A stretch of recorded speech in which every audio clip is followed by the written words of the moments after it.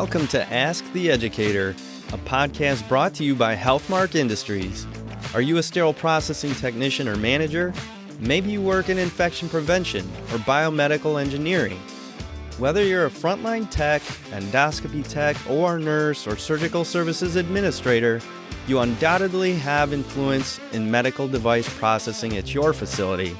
In each episode, we speak with experts from the Healthmark Clinical Affairs team, industry leaders, or special guests from the trenches to answer your questions and bring you relevant industry information, equipping you for excellence in medical device processing. My name is Kevin Anderson, and I will be your host. Now let's get started. Welcome back to the podcast. For this episode, I have a special guest joining me. His name is Jim VanPietersom. He has 25 years of experience working in a variety of health support services, including Navy Hospital Corpsman, Field Medical Service Technician, Surgical Technologist, Contract OR Service Provider, Instrument Tracking Implementation Service Provider, Perioperative Business Manager, and Sterile Processing Manager. He also has a Bachelor's of Science degree and a certificate as a Sterile Processing Technician. He is currently the Senior Manager of Sterile Processing at Fairbanks Memorial Hospital in Alaska. Jim was recently honored with the 2020 IAHCSMM Leadership Award. This is quite a resume, Jim. I can't wait to get into the interview because I really think there's going to be a lot of great information for our listeners. So, Jim, welcome officially to the podcast. Thank you, Kevin. I appreciate you having me. All right. So, Jim, we talked prior to this podcast because Sharon Rojo, one of our educators here at Healthmark, he paid you a visit, right, in Alaska. He was so impressed by you and your team that he recommended doing an interview with you for this podcast. The little bit that he shared about his visit with you was enough for me. So my hope is that this interview will provide a little encouragement for the techs and the leaders out there listening that may be going through challenging times in their department. So let's get into this. So Jim, one challenge that's common throughout the industry is the ability to draw in employees and to keep them and develop them. So what have you and your leadership team done at your facility to attract and develop that sterile processing talent? So one of the first things that we did was work on a career path for our staff, and we created an apprentice program, and that was a partnership between Human Resources and the state of Alaska. The state will pay for the Purdue online university portion, which marries very well with our our on-the-job training for our techs. From there, we retain just a sterile processing tech position, and that's for someone who's working on becoming certified or someone who was certified and then needs to, for whatever reason, it lapsed. And they need a place to step back into momentarily until they can get that certification back. And then the sterile processing tech certified position. From there, when I first got here, we just had one lead on first shift, but we are open 24 hours a day, 7 days a week. So we created the second shift lead, which was probably one of the most important because that's when we're doing the majority of our processing, and then a third shift lead as well. And then the creation of two coordinator positions, an instrument coordinator and then an education coordinator. Wow, Jim. So that was a lot of stuff. And I think a lot more than what a lot of people are doing out there. There's a lot of challenges for managers in sterile processing. Sometimes they might have ideas and things like that. So I really love when managers are empowered and are given that flexibility to grow their sterile processing departments in unique ways, like developing an apprentice program or adding new positions like instrument coordinator. So clearly you've been fortunate to work for some more senior leaders that understand the value in having a quality sterile processing department. But what are some of those ways that you've helped empower and develop your staff once they're into these various roles? So we have created the ops meeting, which is a meeting that's held once a week. It includes each one of the leads, both of the coordinators, and then myself. They run that meeting. I am just there to listen in and facilitate when needed the conversation. What each one of the leads do is they have a meeting beforehand with the staff that's on their shift and listen for operational concerns or questions or clarifications. And then they'll bring that information to the ops meeting. We open up by just going around and listening to the concerns, questions, or discussion that's brought forward from each one of those leads, and then discuss through those topics. We have that meeting once a week, listening to staff, and then the leads and the coordinators will take the discussion that was had during that meeting, take it back out to the staff members so that the communication is getting out there. First shift always felt well communicated to. Second shift felt communicated to as well. Third shift was always the challenge. They were tired of the emails. I do try to catch third shift when I get in the morning, but it was just a better way for us to communicate. And then it's giving them, they're the ones who are running the meeting. I am not. And so empowering them to have the conversations and then take the information, receive it, and then take it back. You know what, Jim, I love what you just said there about having them actually lead this meeting, because I'll tell you what, there are so few leaders out there, I feel, and maybe I'm wrong, hopefully I'm wrong, but I feel like there's few that really help their techs and their supervisors and all these other roles develop and have some meetings and have some empowerment. Because what happens when a Joint Commission surveyor comes in and wants to talk to them? They usually want to scramble and run for the hills, right? But if they're ingrained in the process and the operation every day on that kind of level, they're going to have a much easier time speaking to the process, to what they do, why they do it. And not only that, obviously, Joint Commission is important, but your rapport with your customers in the operating room and all of those places, those procedural areas is going to increase as well, right? I'm sure you've probably seen that happen over the course of your time, right? I agree. So when we have a red team come in, which is our mock joint survey team, again, I'll take a step back and encourage the staff. They're trained to, go and welcome whether anytime they see someone in the department who they are not familiar with, they are encouraged to go up and greet that person and find out how they can meet their needs. So I agree. That's awesome. So we also know one of my favorite topics is quality. Okay. So quality is very important in sterile processing, as we know, as it has a direct impact on patient safety. So just out of curiosity, what are some of the quality initiatives that you've developed to initiate or just continued to develop in your role as manager there? So for the staff, this will be a real simple one and something some people have talked about before, but how we answer the phone and how we answer the door. We will identify that, you've reached the sterile processing department. This is Jim. And then the next thing we ask is, how can we help? It's been something simple, but it's changed the perception of the departments that we serve and what we're here to do. We're here to help them and get them what they need. So that's one thing, just how we greet people.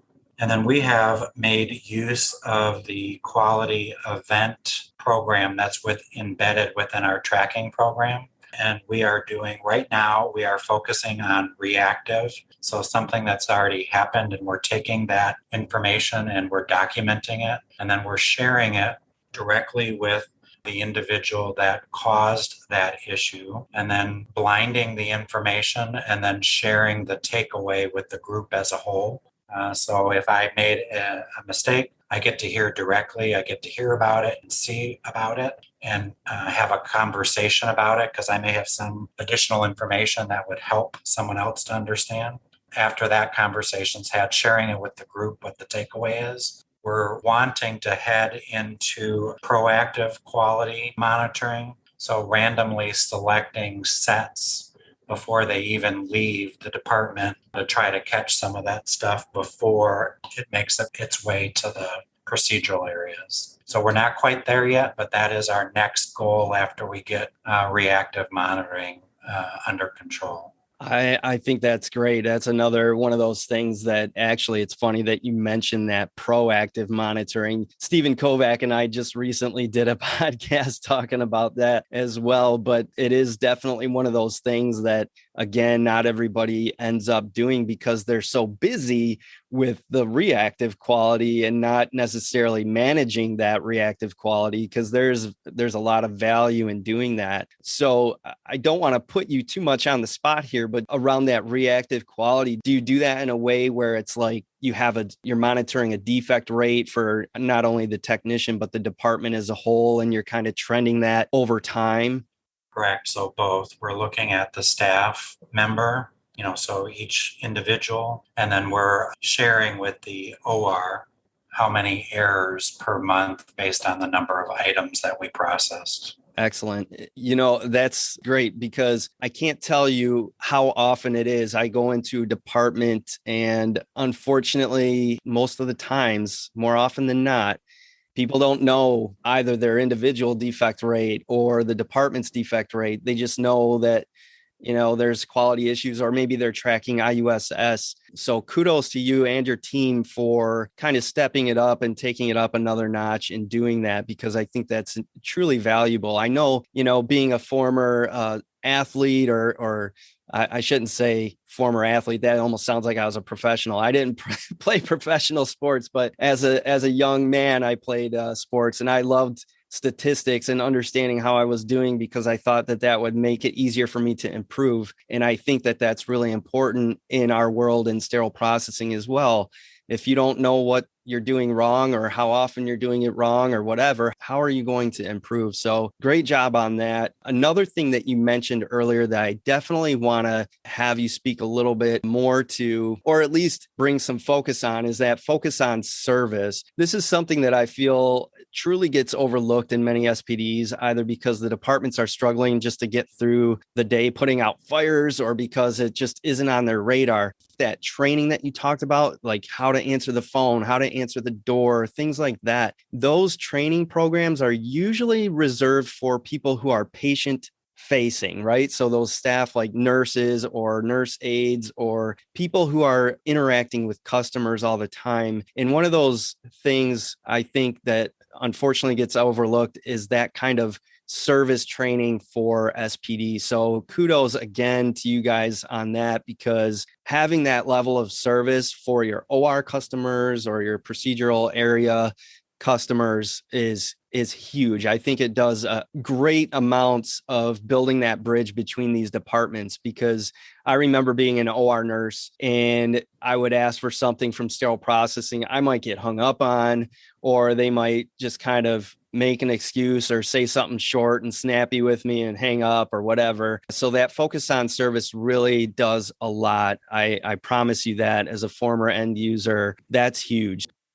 Also, I wanted to see if there were anything like examples wise, whether it's the service or the reactive quality. Is there any sort of specific example recently that happened where you were actually able to impact any of those areas, whether it was service quality or tray quality or any of that, like something just off the top of your head that came up recently that you guys were able to solve because of your program here?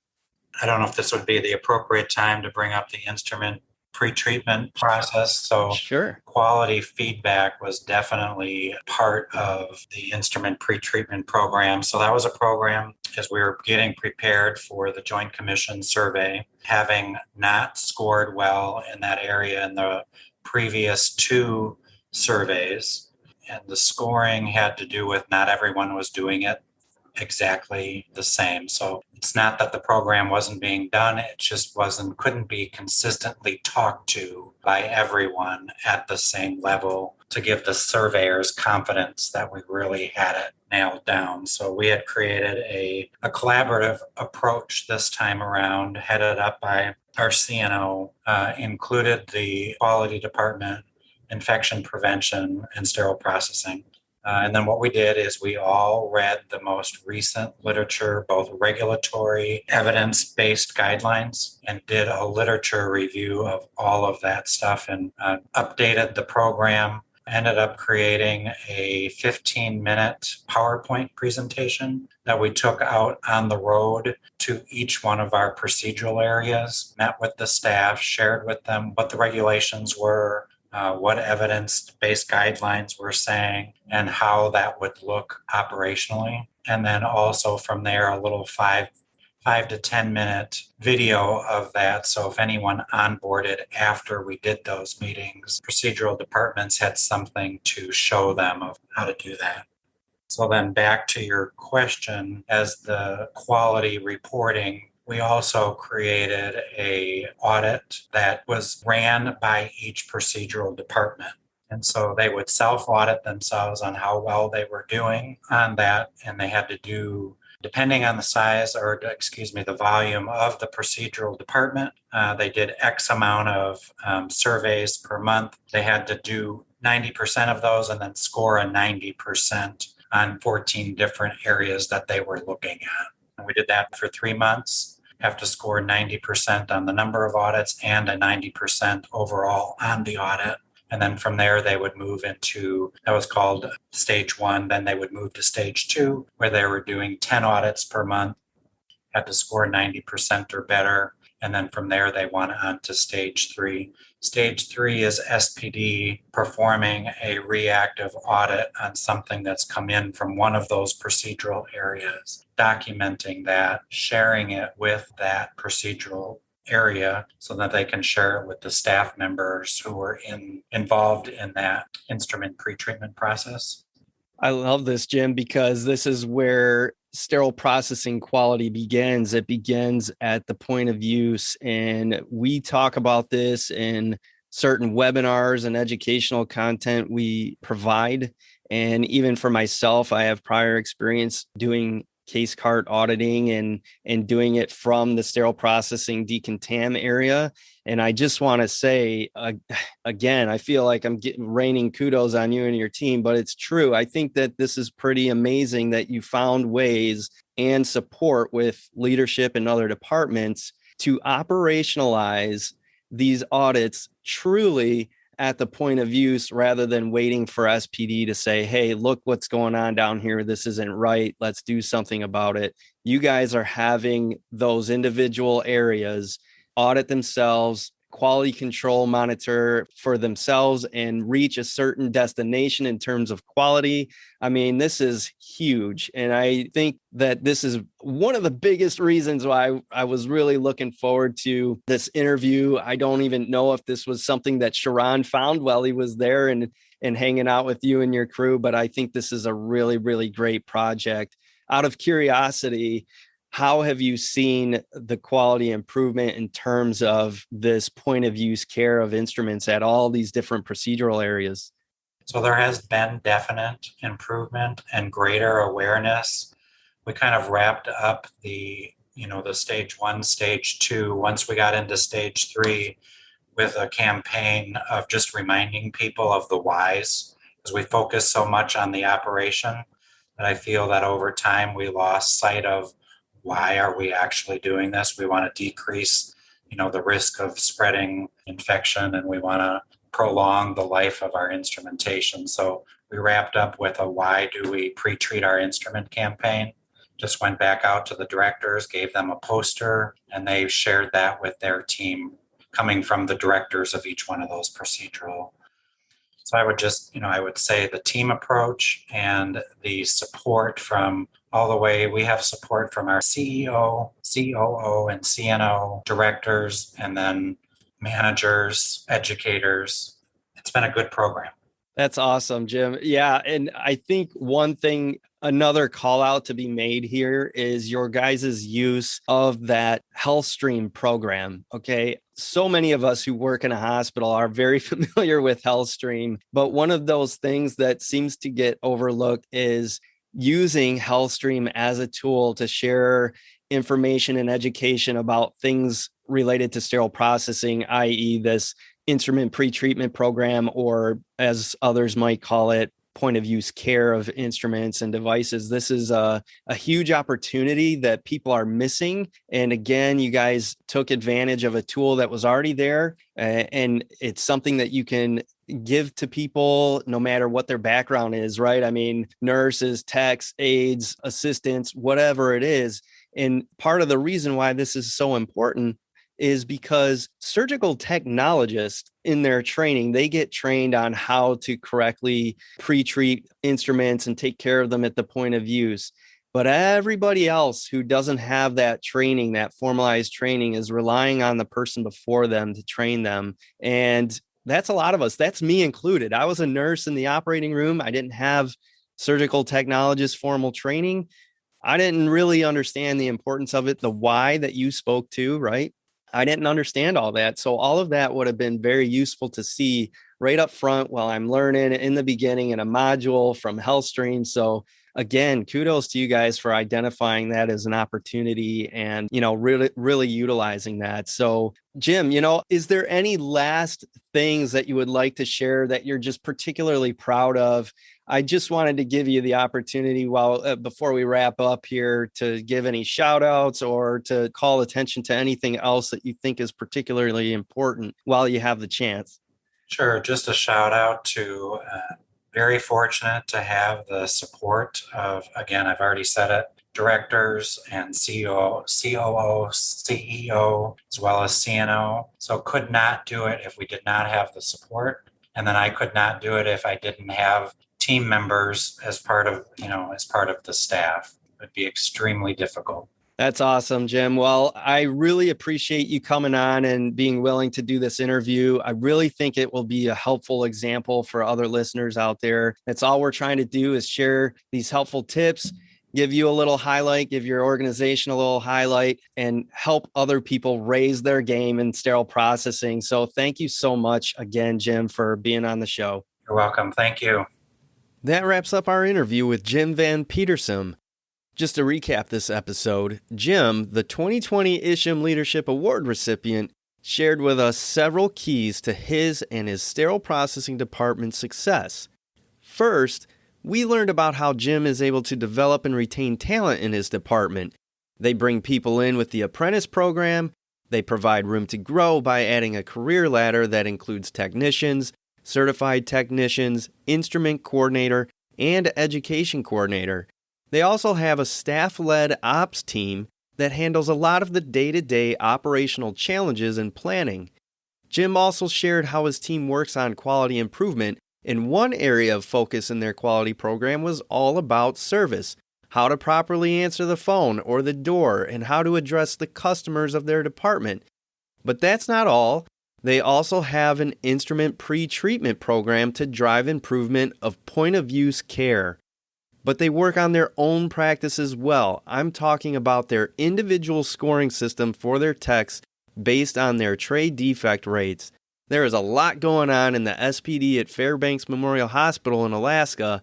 It was an absolute pleasure interviewing Jim, and I hope that the listeners out there come away with some more ideas on how to run a high-performing SPD.